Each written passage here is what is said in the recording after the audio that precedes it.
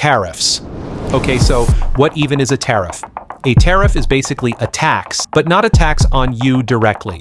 It is a tax on stuff coming into the country from other countries. So when a company in China makes a phone and tries to sell it in America, the US government says, hey, wait, before this phone comes in, you have to pay us a fee. That fee is the tariff. Now, here is the part that actually matters for your wallet. Who do you think pays that fee in the end? Spoiler, it is you. The company does not just eat the cost, they pass it on, they raise their prices, and you pay more at checkout. That is the whole trick. The government calls it a tax on foreign countries, but really it is a tax on Americans who buy foreign stuff. And that is almost everyone, because almost everything you own was made somewhere else. Let me make this even simpler with a story. Imagine your neighbor Pedro makes the best sandwiches in the world. You love Pedro sandwiches. You buy one every day for $5. Now imagine the local sandwich shop owner goes to the mayor and says, hey, this Pedro guy is killing my business. Can you do something? The mayor says, sure. From now on, anyone buying a sandwich from Pedro has to pay a $2 fee to the town first. So now your sandwich costs $7 instead of $5. Did Pedro get richer? No. Did the town get some money? Yes. Did you get anything? Absolutely not. You just paid $2 extra for the exact same sandwich you were already enjoying. That is a tariff. Pedro is China. The sandwich shop owner is American industry, and you are just a person who wanted a sandwich and got taxed for it.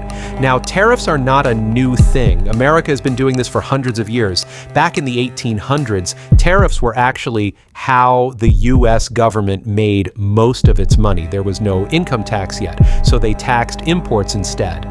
But over time, as global trade grew, most countries agreed to lower their tariffs so everyone could buy and sell more freely.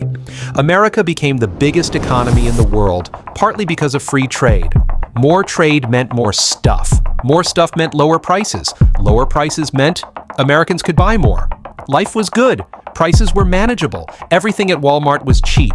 Everyone kind of forgot tariffs were even a thing. Then 2025 happened.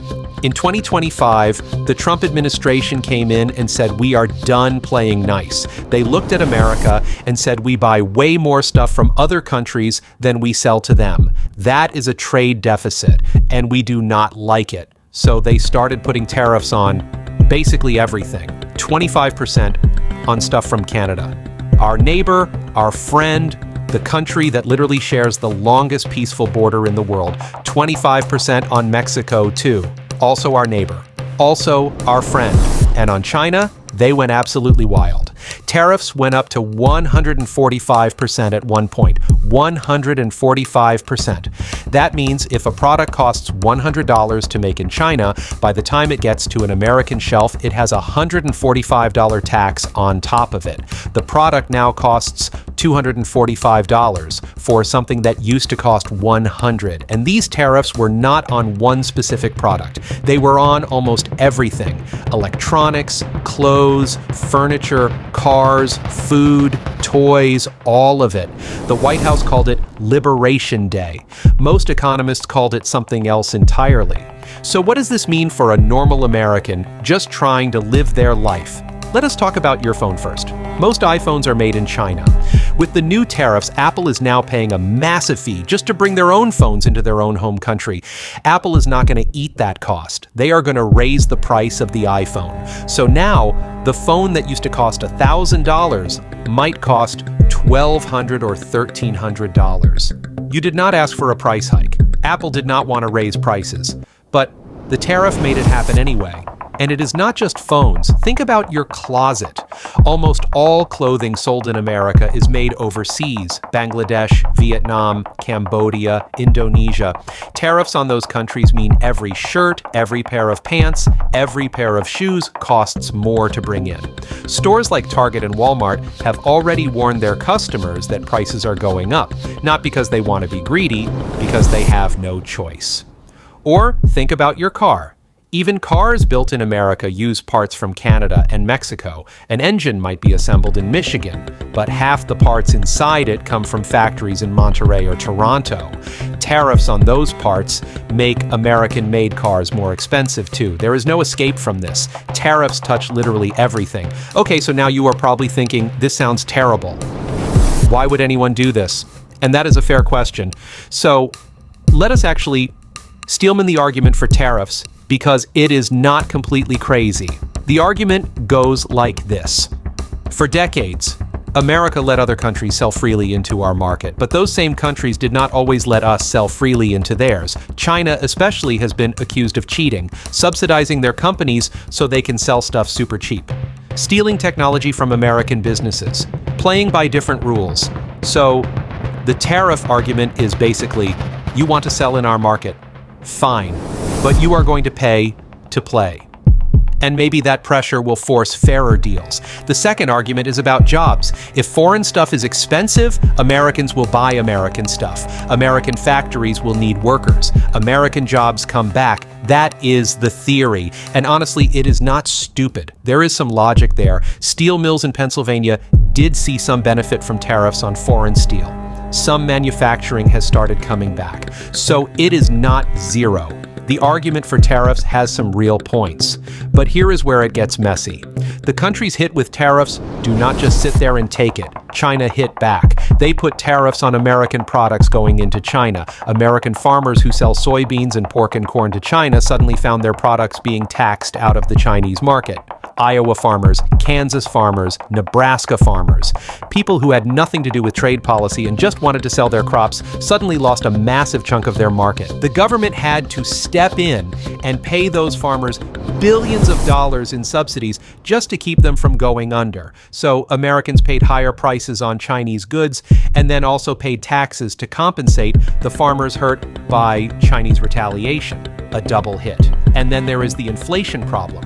When tariffs raise prices across the board, that is just inflation by another name.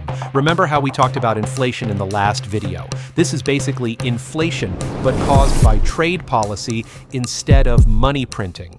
Americans are already exhausted from years of high prices. Tariffs added more pressure on top of that. Now, here is where things got really interesting in 2026. The tariffs were challenged in court. Multiple businesses and states sued the federal government, saying the president does not actually have the legal authority to just slap tariffs on the entire world unilaterally. And in February 2026, the Supreme Court agreed. They struck down the broad tariffs. So billions of dollars worth of tariffs that had been reshaping the American economy were suddenly thrown out by the courts. But here is the thing. Even after the court ruling, prices did not just snap back to normal. Companies had already adjusted. Supply chains had already moved. Some factories had already been built elsewhere. Once prices go up, they are very slow to come back down, even when the reason for the price hike goes away. This is actually one of the most frustrating things about economic policy. The damage from bad policy can outlast the policy itself. So, what does all of this mean for you sitting at home watching this video? First thing, when prices go up on stuff you buy, it is not always the store being greedy. Sometimes the store is passing along a cost that was forced on them by policy. Understanding why prices are rising helps you make better decisions. Second thing, tariffs sound like they are punishing foreign countries, but a lot of the cost lands on American consumers and American businesses. Before you cheer for tariffs on China, ask yourself, am I okay paying more for my phone, my clothes, my appliances, and my car for this to happen? Because that is often the real trade-off. Third thing, free trade is complicated, but historically more trade between countries has meant lower prices and more variety for regular people. The countries that close themselves off economically tend to end up with less for their people, not more. That does not mean every trade deal is good or that cheating should be tolerated. It just means the solution is rarely as simple as just slap a tariff on it. And fourth, pay attention to this stuff. These decisions are being made in Washington, and they directly hit your wallet. A 25% tariff on Canadian goods sounds like a foreign policy issue, but it shows up in the price of your lumber, your maple syrup, your car parts, and your energy bills. This is not abstract politics. This is your grocery bill.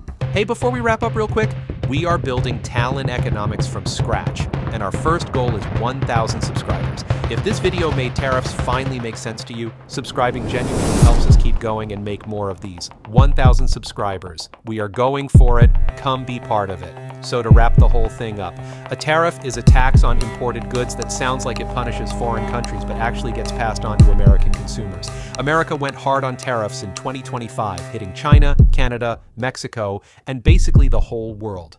Prices went up on almost everything. Farmers got hit by retaliation. The Supreme Court struck down the broad tariffs in 2026, but prices are slow to come back down even when the policy goes away. The argument for tariffs is about fairness and jobs. The argument against them is that regular Americans pay the price. Both sides have real points, but your wallet is always the one in the middle.